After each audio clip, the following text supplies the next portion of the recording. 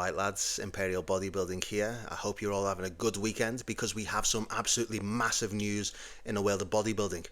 So we start the show off today with an update from Hadi Choopan, and we have great news that Hadi does have his visa for the Olympia.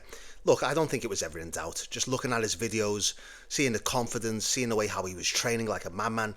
You don't train like that. You don't have that smile, that confidence if you don't think that you're going to be there. And look, what's an Olympia without Hadi Choopan? He's a legend, he's a myth.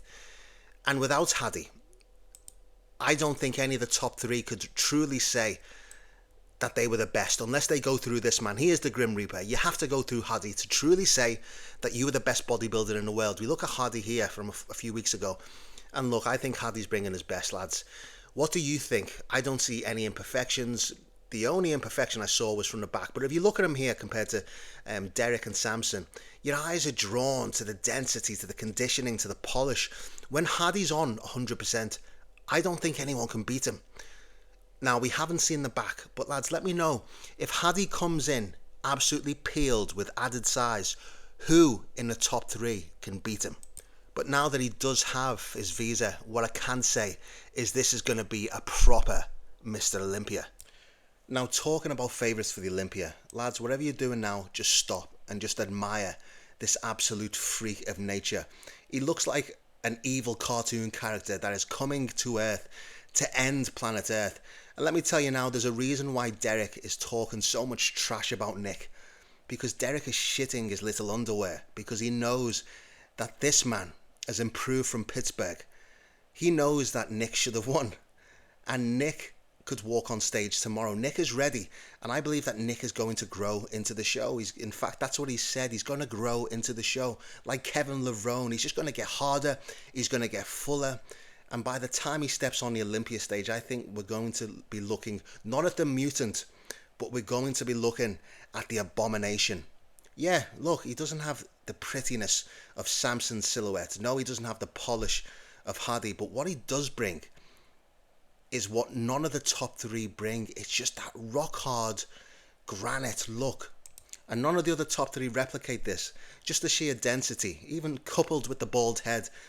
Nick is the most intimidating bodybuilder in the world right now. And that's why he remains my number one pick for your 2025 Mr. Olympia. Lads, let me know what you think, honestly. Is he the best Mr. Olympia at this year's show?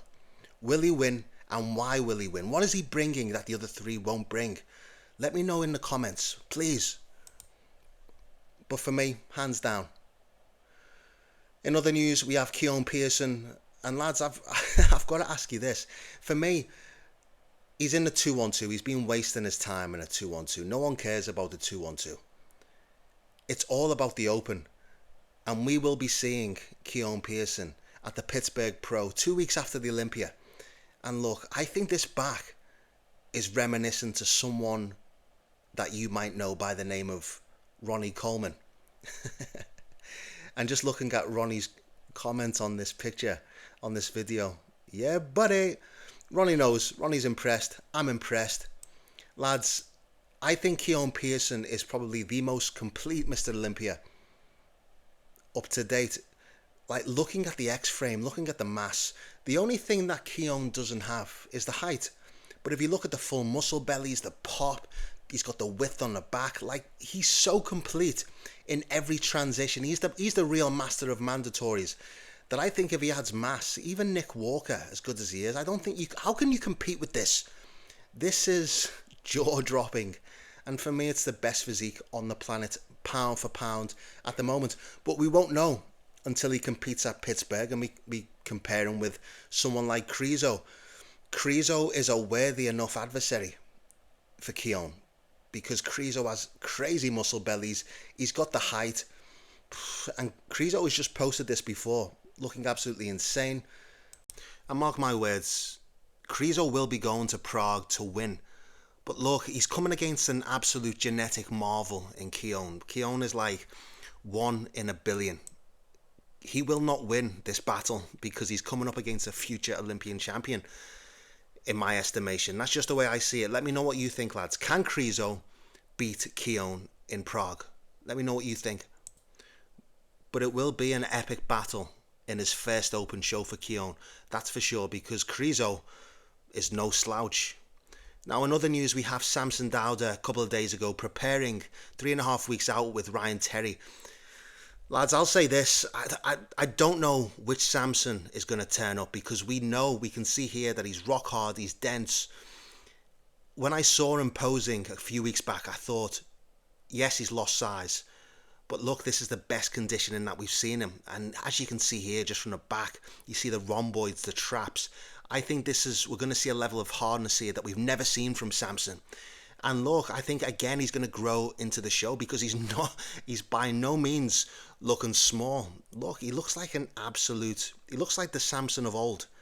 And I think when we see him on stage, we're not going to see a downsized Samson. This is going to be a complete polished Samson. And listening to Fawad Obiad on his podcast the other day, something interesting that he said, when Samson is done this year, that people are going to start to use his name in the same sentence as Ronnie Coleman and Phil Heath. That remains to be seen, but he's looking crazy. In other news, we have Jeremy Buendia, who's one of my favourites. I don't care for men's physique, lads. It means absolutely nothing. There's two poses. But he is an OG of the game. And as you see here, he competed just today, actually, where he did win. And I think that this is the epitome of men's physique. You have all these black guys that are 3D muscle bellies popping.